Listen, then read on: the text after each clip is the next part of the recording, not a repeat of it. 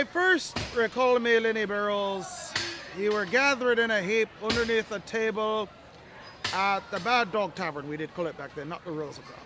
And thither he was, laying down, and I did kick him with my foot gently. And it bounced to his feet, and then he kept bouncing. He just bounces all the time. It's most curious. I've never seen the like where anyone does bounce such as Lenny Burrows does. And he bounced it over to the maiden and got another ale, and he bounced it back, and he's drinking it, and he can drink on the bounce. That is the amazing thing. I've never seen it, did not spill a drop. That is Lenny Burrows.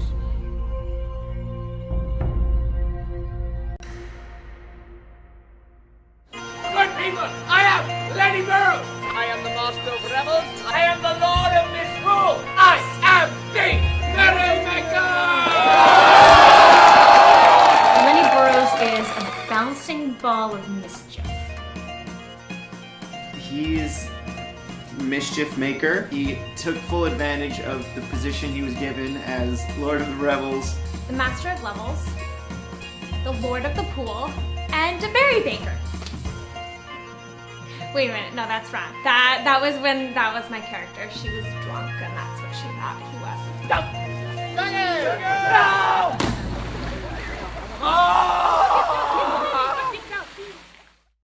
So we are here at my high school, Flora Park Memorial High School, right across the street from Belmont Racetrack. Here I graduated in 1992, so I haven't stood here in 20 years. But spent most of my spring into early summer standing here throwing balls across the diamond. Pitched a lot from ages 9 to 12, and then when we upgraded to like 90-foot baselines and 60-foot by 6-inch pitcher's mound, I didn't pitch as much, and I don't know if it's because my dad didn't want me to throw a curveball and kill my arm, or because of the intricacies of throwing over to first base to keep a runner on, or just that I was more useful in other areas. But yeah, so I didn't really pitch. I tried to pitch a little bit senior year because I could throw hard, but my control was not very good at all. One of the beautiful things about baseball and how it's transferred over to theater, my life in theater as an actor, as Lenny, what have you, it's very much like the greater awareness. How many people are on base? What's the score? How many outs are there? What did a certain hitter do the last time they were up?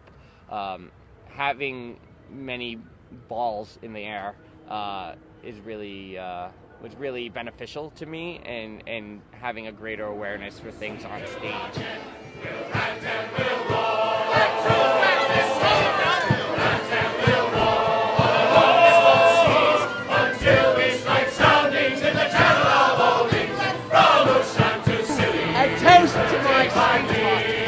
With the wind from the south, boys, we hold our ships to keep sounding. The things that have happened to me, meat sweats for a fortnight. I have thrown a third kidney on my spine. And so I used to have but that pond took it away, and I'm ready. I am ready now to see what this pond has in store for me.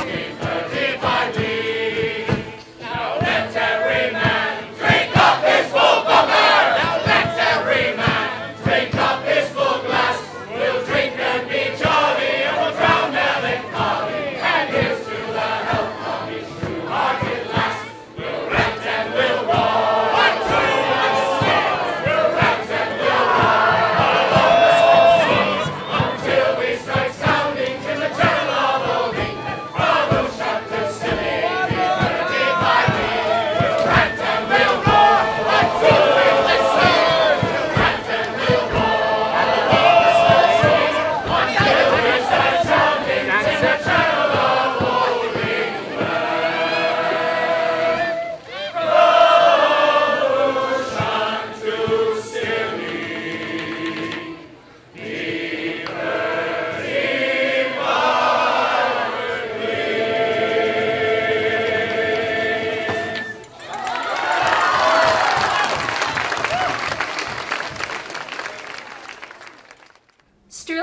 Renaissance Festival is a Renaissance festival, which is 5 hours from New York City. It's off in the woods. It's beautiful. It's near Lake Ontario, so it's cool-ish in the summer. And what it is, it's Warwick. It's a 30-acre wood that transports you into 1585 Warwick, England, on the day that the Queen and her court are arriving. And it's a big deal because this only happens once or twice in a generation, is when the Queen comes through your village. And it's just a big festival day. There's everything. There's games and food and shows and different scenarios where the townspeople are doing things. At its best, I'd call it like a big old playground for everyone there. And that's kind of its purpose, is like meander, have fun, and play. And the actors are pretty much there to get people to play, to like kind of the lost art of like not being uptight and like not worrying about the mortgage and all the crap that sucks. All the characters at Sterling are comprised of a company of actors known as the Bless the Mark players. There's usually about 35 to 40 each season, playing from the Queen all the way down to a lowly beggar. These company of players have an extensive training over 4 weeks by creative director Gary Izzo in history, dialect, and improvisation. And the improvisation can be very intense because the audience is also part of your cast. It's an extension of the cast where they need you to be part of the show in order to survive, in order to make their life choices. You'll bump into a character that needs your help with something. You bump into a character that asks you like, I think I'm in love with somebody, with a whore. Can you give me some advice? Like, so the improv training, from trust to respect to no judgment to acceptance to working together as a team, goes over these 4 weeks in order to generate the characters, to generate the scenes, to create Warwick 1585. So you will encounter an entire working village of people, from beggars to washerwenches to pirates who are visiting from very far, because Warwick is a landlocked town, so magically there are all these pirates that showed up. There is a wench auction where they sell patrons. You can see stage shows, you can see music. there's music throughout the entire place. You can throw darts, you can shoot arrows. There's a dungeon you can go into. Pretty exciting. Queen's Feast. A joust, the evil sheriff dunking mostly innocent people. The public execution, the trial and dunk. People get dunked if they're found guilty or even if they're innocent. This is the trial and dunk stage, which is one of the bigger shows here at the festival. 500 people or so will surround the lake. We have 2 dunks a day. Not a lot of risque shows here at the festival. So people often come down here for the adult humor. So it's a great show. And people are usually very bloodthirsty. It's very interactive. The audience serves as the jury. They get sworn in as the jury. They like to just chant guilty a whole lot because they know what happens next. And the unique thing is finding the different ways for people to get thrown into the pond, to get into the chair. How do we trick people into the chair? What kind of direction does it take? So that's the unique thing about the show, is the different ways in which the trial and dunk manifests itself each season. And then there's singing and dancing, and at the end there's this big pub sing where everyone gets together. It's the end of the day, people get their beer or whatever, and you get to sing all these old English folk songs that everyone knows, and it always ends with Auld Lang Syne.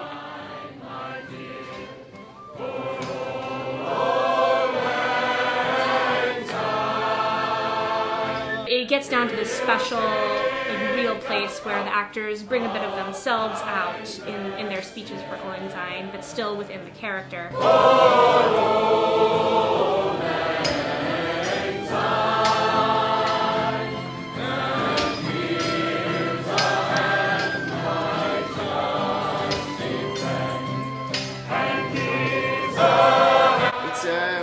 It's kind of a haven of magical experiences.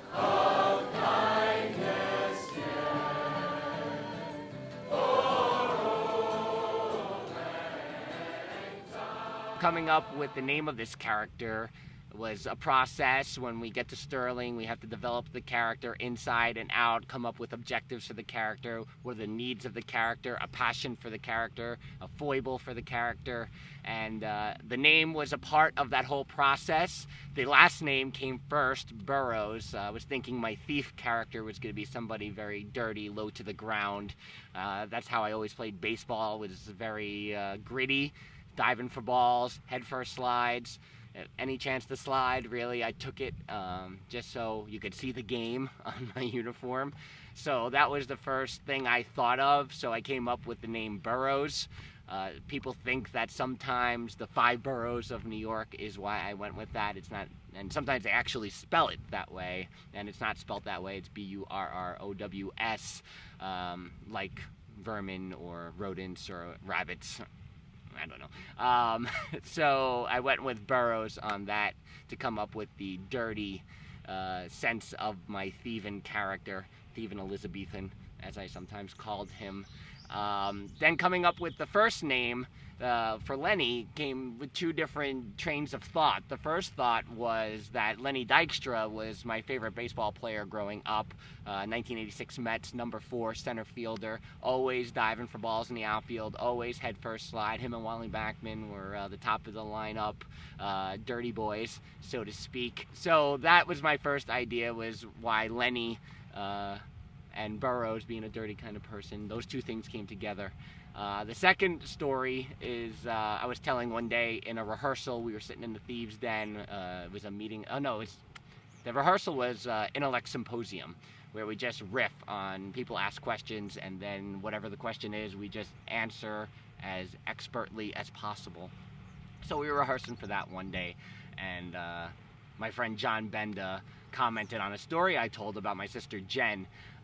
When she was growing up, she thought that 2 people were plotting to kill her in the basement. And the 2 people plotting to kill her in the basement were named Lenny and the Smart Guy. And Lenny and the Smart Guy, that's all they did, was plan to kill her in the basement, and that's why she often didn't go down to the basement. So when I told that story in rehearsal, John Benda immediately responded, well, your name should be Lenny. And that's really when it was decided, was that moment in the Thieves' Den, that this character would be named Lenny Burroughs. While I've never had a partner that at Sterling who was nicknamed or named the Smart Guy, it's quite possible at this point that Lenny and the Smart Guy may have been the same person. Who knows? I think that the like common thread between the character and the man himself is that they have that in common, that they want to make merry. I think that the Frank version stresses out more about it. When things go wrong, Frank comes out, and Frank and I have this eye thing. We're like, oh my god, what's going on? So that's definitely a Frank moment. You draw from yourself in any character that you do, especially when it's one that you're playing for hours and improvising with, for an entire day. So that is most certainly in Frank Cardilla to kind of rally the troops and have a party. So I think that they both coexist, but I do think that Frank is a merrymaker as well. He just does it in a much more quiet and behind-the-scenes way, where Lenny is the merrymaker that's very upfront. You know exactly, he is talking what he wants to do. You can understand, it's just a lot more energy and out there. That part of him amplified times 100, times 10, for Lenny Burroughs. So, yeah, I'd say that Frank is a merrymaker as well. So there's a line though, and sometimes they cross, I think. I am Lenny Burroughs. I am the master of revels. I am the lord of misrule. I am the merrymaker. Pitching Lenny Burroughs as the master of revels, the lord of misrule, the merrymaker, came about in the period of time between when I was Lenny the Thief and Lenny the Master of Revels. I had played the sheriff for 2 years, and that was all well and good. I had a good time playing evil, a different character, for a couple of years. And I had started to run the pub sing, keep time on the pub sing, making sure that was fluid, and also had a greater hand staff-wise on things like the opening ceremony and the midday ceremony. So when the season came prior to the 2005 season. Gary Izzo, who's the creative director of the Sterling Renaissance Festival, wrote the book on interactive theater, The Art of Play. He wanted me to play the sheriff again, and I wasn't about it. And I said, I'd like to play Lenny again as the thief. And he was hesitant because he liked how I had a hand in running the pub sing and those ceremonies.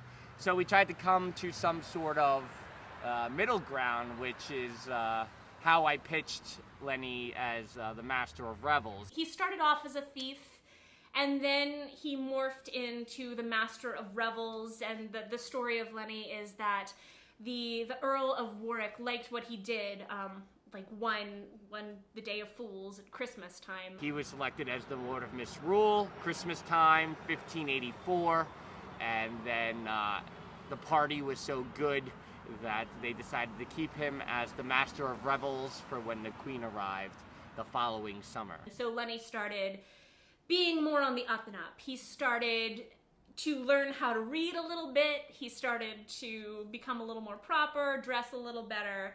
And he got, the more and more respectable he got, the less and less he was in the thieves world. But he always had like that little backsliding, you know, it just took like the click, and then he was wheeling and dealing again.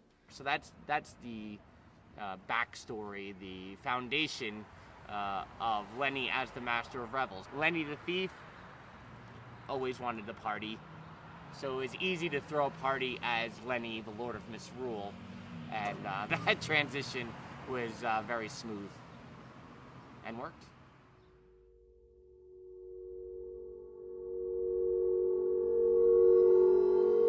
One of the things that started happening around May was, in terms of fulfilling my own personal life goals, was this idea of throwing out the first pitch as Lenny at a ball game, and really combining these two things that have taken up 26 years of my 37 years of living.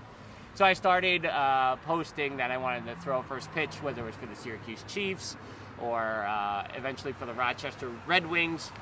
Actually, it was Dr. Russ Jeffrey of 1420 WAC who recommended that I start posting more about the Rochester Red Wings because he had a contact. So that's how that happened. The Auburn Double Days are also there.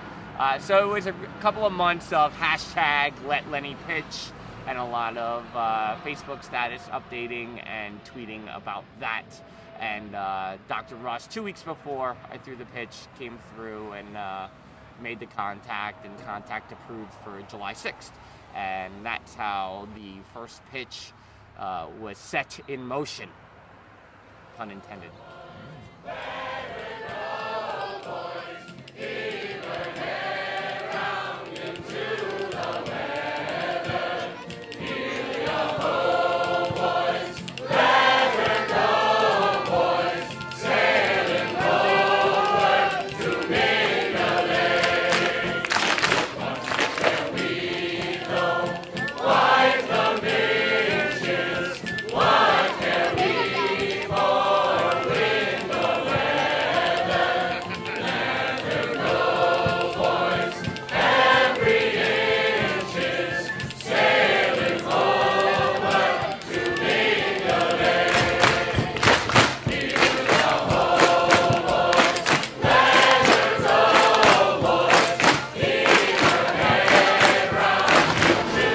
We're doing it right now.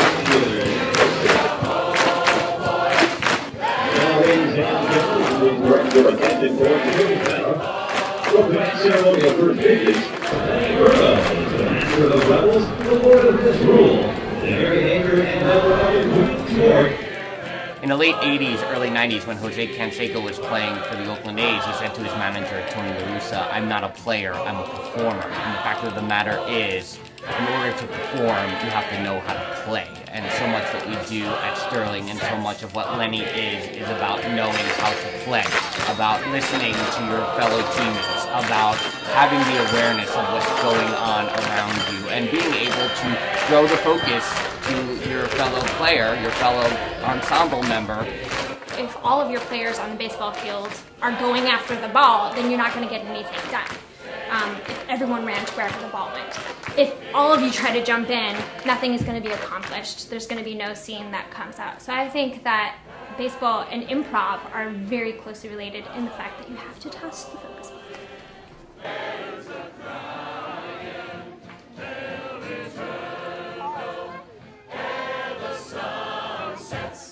The most important thing is I reached.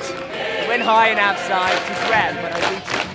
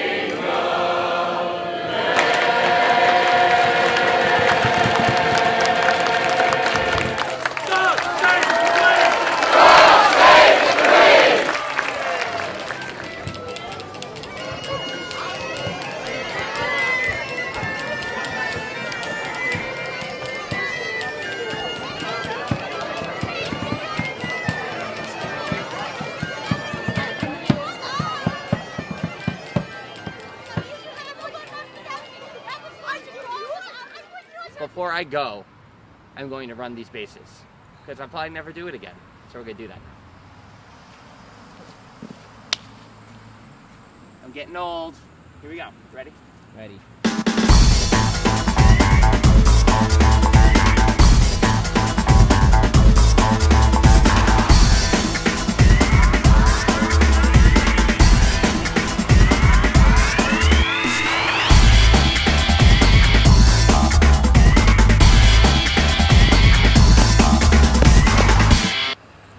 Wow, that wasn't as bad as I thought it would be.